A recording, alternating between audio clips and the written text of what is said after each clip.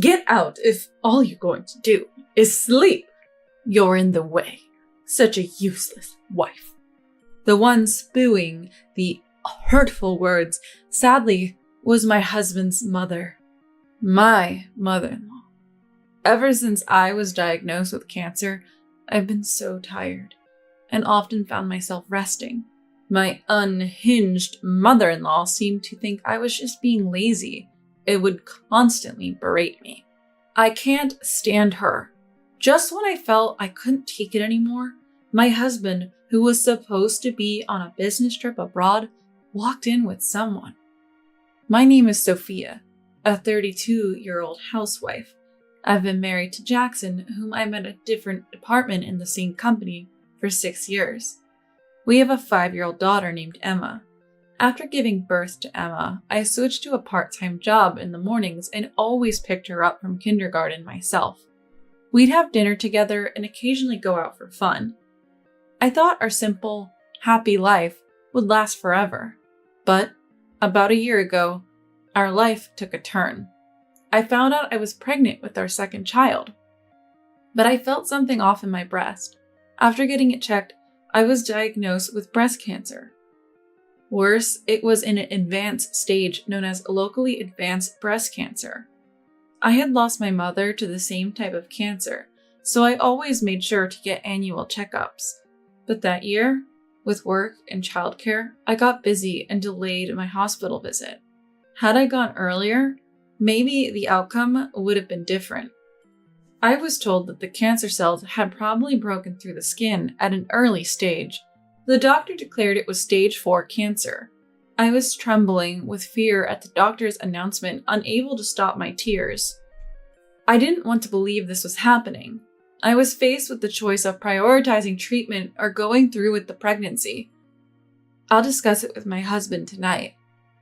On the bus ride home, I tried hard to hold back my tears. After putting Emma to bed, Jackson and I talked. I had informed him a bit via WhatsApp, but saying it out loud made it all too real, and we both broke down. I expressed my desire to have the baby, but Jackson said, "This time, let's prioritize your health. I can't bear the thought of losing you." I appreciated Jackson's sentiments, but I couldn't decide right away. However, before I could make a choice, I miscarried. I cried my heart out that day, apologizing to the unborn child. Further tests indicated that I might not be able to conceive again. While my dad and father-in-law were supportive and comforting, my mother-in-law said, "Can't even produce an heir. Truly useless," when we were alone. I was determined to beat cancer and live a happy life with Jackson and Emma. I started with chemotherapy, aiming to shrink the tumor to a size where it could be entirely removed. To focus on my treatment, I had to quit my job. Being hospitalized for chemotherapy was tough, especially on Emma, who was only 4 at the time. "No, Mom, don't go." Saying goodbye in front of the hospital, I tried to comfort my crying daughter, but it broke my heart. I felt so guilty making young Emma feel this way. Until Jackson got home, Emma would be taken care of by my mother-in-law after kindergarten, which I really disliked. Because once, after being scolded by my mother-in-law, Emma cried even harder. "Emma, don't be selfish. It's okay if Mommy doesn't get better, right?" She might be right in what she's saying, but I thought there's no need to speak that way to a 4-year-old. I've always had a hard time with my mother-in-law, even disliking her since the beginning of our marriage. She's incredibly harsh, speaks aggressively, and doesn't hesitate to say hurtful things. During family meetings, she would critically assess everyone, asking about my education and family background. When she found out my mother battled breast cancer, she said, "Doesn't that mean Sophia has a high chance of inheriting it? Maybe you shouldn't get married." In the end, she was scolded by Jackson and my father-in-law and kept quiet. But when they weren't around, she never missed a chance to make snide remarks. I always wanted Jackson to marry Olivia. Olivia is a childhood friend of Jackson's and a violinist, a graduate from prestigious music school and apparently a favorite of my mother-in-law. She's currently studying abroad, so I've never met her. Jackson assured me she's just an old friend, but my mother-in-law would always bring up Olivia's name and compare me to her. My mother-in-law has always been controlling, especially with Jackson, her son.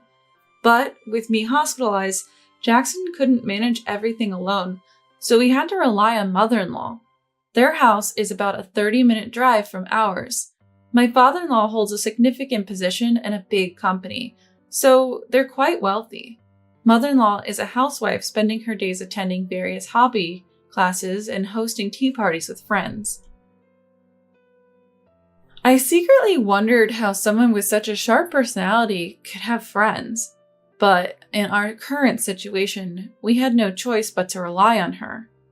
"Thank you, mother-in-law, for taking care of Emma," I said. "Oh, don't be so formal. We're family, though I might have to skip some of my classes. Oh, don't worry about it." I wanted to retort to her daily dose of sarcasm, but held back, forcing a smile. Even though I disliked my mother-in-law, she was the only option we had. She might be harsh, but she did care for Emma, her granddaughter, when she wasn't scolding her. Then my chemotherapy began. I received encouraging messages from my dad, father-in-law, Jackson, and Emma, which gave me the strength to persevere. Of course, there were no messages from mother-in-law. Locally advanced breast cancer is quite challenging. Apart from the pain, the tumor protruding from the skin was hot, emitted a foul odor, and dampened my clothes. Being summer, the smell seemed even more potent. I felt terrible thinking I was causing discomfort to my family, medical staff, and others around me. During my hospital stay, I looked forward to messages and video calls from Jackson and Emma. Mom, hang in there with the treatment. Emma's being a good girl. Her sweet voice over the video gave me the strength to endure the painful chemotherapy sessions. Despite the severe nausea and difficulty eating, the treatment finally ended, and the shrunken tumor could be surgically removed.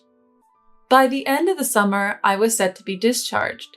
The doctor advised, "You'll be under observation from now on. Please come for regular checkups. If any cancer cells remain, we'll collaborate with plastic surgery department for grafting during removal, followed by radiation therapy." I was told it would be challenging to achieve a complete cure, but I was just happy to be going home. Jackson and Emma came to pick me up from the hospital. Seeing Emma after so long, she ran and hugged me, and I hugged her back tightly. "Thank you, Jackson. I'm sorry for leaving Emma with you for so long. I've lost weight, haven't I? And look at my hair," I said, trying to make light of the situation by touching the sparse hair left on my head. Jackson, with tears in his eyes, hugged me and said, "You've been through a lot." A few days later, we went to my in-laws' house for a post-discharge celebration. I deeply thanked my father-in-law and mother-in-law. "Thank you both for everything. I'm sorry for the inconvenience." While father-in-law responded warmly, mother-in-law remained cold and distant. "Let's eat." When I tried to help, she surprisingly said, "You just got out of the hospital. Sit down and rest." Probably because Jackson and father-in-law were there. That night, we stayed over. Jackson had to rush to work, so after putting Emma to bed, I took my painkillers and another medicine to reduce the odor. After changing my bandages and taking a warm shower to ease the pain, I was about to put my used towel in the washing machine when mother-in-law burst in. "What's this awful smell? Don't put your towel in our machine. It'll transfer the odor," she said, pinching her nose dramatically. She then stared at my chest and laughed. "What's with that chest? It looks disgusting." I was taken aback. I seriously thought I was crazy. Ignoring her seemed the best option to avoid wasting energy. I never missed my monthly checkups, but my condition wasn't improving much.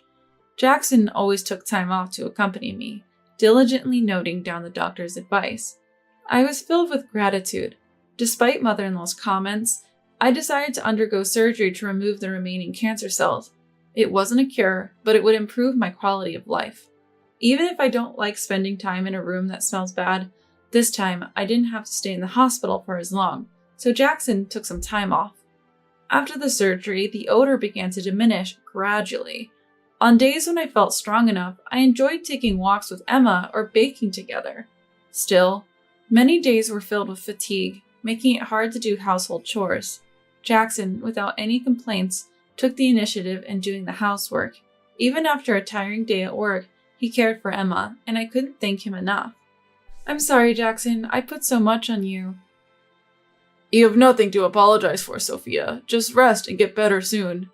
I've always cherished Jackson's kindness, even before we got married. My mom passed away from cancer shortly after our wedding. She was given only 6 months to live, but managed to stay with us longer. She was overjoyed about our marriage. Though she couldn't attend the wedding, she cried tears of joy seeing my bridal photos. I wish she could have met her granddaughter, Emma. I yearn for a long life with Jackson and Emma. I hope to hold Emma's children in my arms someday. All I could do was focus on my treatments. Then one day, an incident occurred. Jackson informed me he had to go on a week-long business trip. I'm really sorry. Can you stay at my parents' house for just a week? Jackson knew about the challenges of living with mother-in-law, but was unaware of the harsh words she often directed at me. The thought of spending a week with mother-in-law was daunting, especially with young Emma around. But I reluctantly agreed to Jackson's proposal. Father-in-law was very welcoming in front of father-in-law. Mother-in-law wouldn't say, "Don't worry about a thing. Just ask if you need help." But I couldn't forget the hurtful words she'd said during my last visit. A few days after Jackson left for China, after dropping Emma off at kindergarten, I felt extremely lethargic. As I was about to rest, mother-in-law suddenly came in and demanded, "Clean the house, do the laundry, prepare dinner, and tidy up the garden." "Where are you going, mother-in-law?" "Anywhere I want. Just make sure you work while you're alive." She left without waiting for a response. I was too weak to do any chores and decided to rest. Feeling helpless and tired, I lay down on the bed. I seemed to have a fever, and I thought I had come to see my mother-in-law just for something like this, but I couldn't do anything. I felt feverish and texted Jackson about my condition. I must have fallen asleep because I was jolted awake by someone shaking me. "How long will you sleep? Get up!" I woke up to mother-in-law's loud voice and her glaring at me. "If you're just going to sleep, leave. You're such a burden. Why haven't you done what I asked?" Her shrill voice made my headache even worse. "You've been discharged, so work. You neglect Emma and make Jackson do all the housework. I feel sorry for him." Mother-in-law continued to berate me. Even without being told, I feel more guilty than anyone about Jackson and Emma, but my body is just so weak. Even if they say I can be discharged, I can't just get up and move immediately. If I could, I wouldn't be here. "You should have never married someone like him. Poor Emma, having you as a mom." The harsh words kept coming, and with my fever and fatigue, tears started to form. "I'm sorry, please forgive me. I'll do my best with the treatment." All I could do was apologize. "You're not recovering because you lack determination. You rushed into marriage because you wanted to show your mom a happy face, and now you have cancer. A wife who just lies around is nothing but a burden. You can't even have more kids. But don't worry, even without you, I'll make sure Jackson remarries and Emma gets a proper mom." What? What is she talking about? "Olivia is back from abroad, so don't worry about Jackson and Emma. Just divorce him gracefully." Mother-in-law, Jackson has his own life. Don't think you can control everything just because he's your son. Shut up. You won't be around for long anyway. Just leave. How cruel. You really have a way with hurtful words. Just as I managed to retort, someone entered the living room. "Grandma, I hate you. Why are you so mean to Mom?"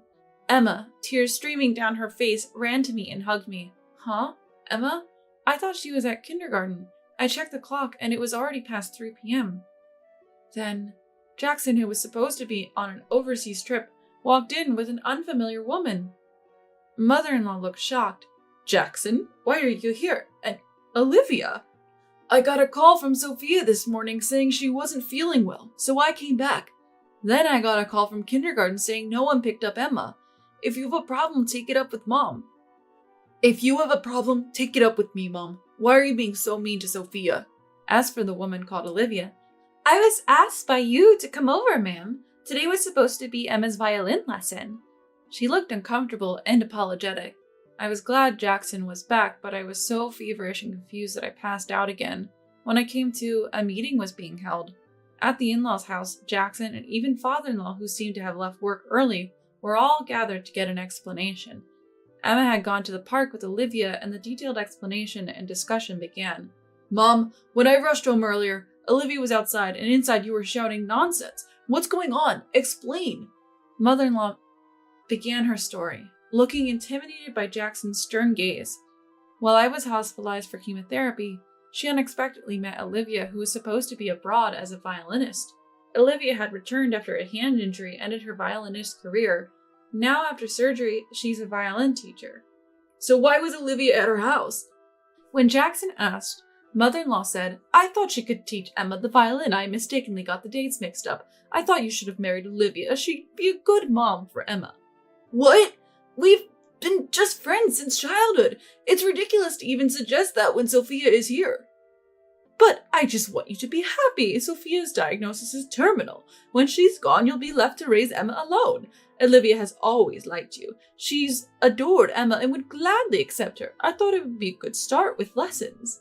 Are you kidding me? What do you think you're doing with our lives? I'm happy with just Sophia and Emma. Why can't you understand that? Don't drag Olivia into your crazy plans. You're out of your mind. Children aren't tools. And where were you? What's this? He held up several funeral home brochures. Mother-in-law tried to explain, but it was clear she had been planning my funeral. The realization that she despised me that much was more terrifying than sad. I can't stand you anymore. You're a terrifying woman. Wait, it's common to plan funerals while still alive.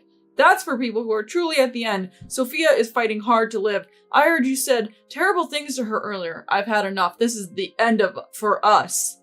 Father-in-law's words left mother-in-law speechless. We were shocked to hear that father-in-law intended to divorce, but he seemed resolute. Later, we got the full story from Olivia.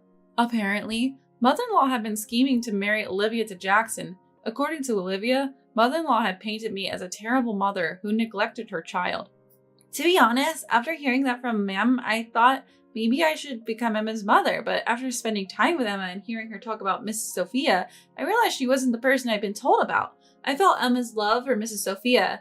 I too had been devastated when I couldn't be a violinist anymore due to my hand condition. Despite your severe illness, you're enduring painful treatments and raising your child without complaint.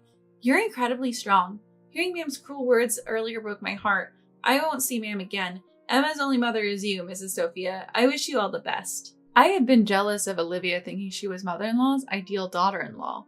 But she was a dignified and beautiful person who, like me, had faced and overcome illness. After a discussion, we prepared to leave the in-laws' house. We're leaving now. We won't see you again, Mom. Why is that? Why? How could she not understand after everything she'd done? Please, Sophia, convince Jackson you can stay as our daughter-in-law. What? No thank you. I refuse your permission to stay as your daughter-in-law. Goodbye.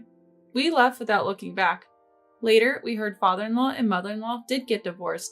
Mother-in-law quickly signed the papers and moved back to her parents' house, but was soon kicked out.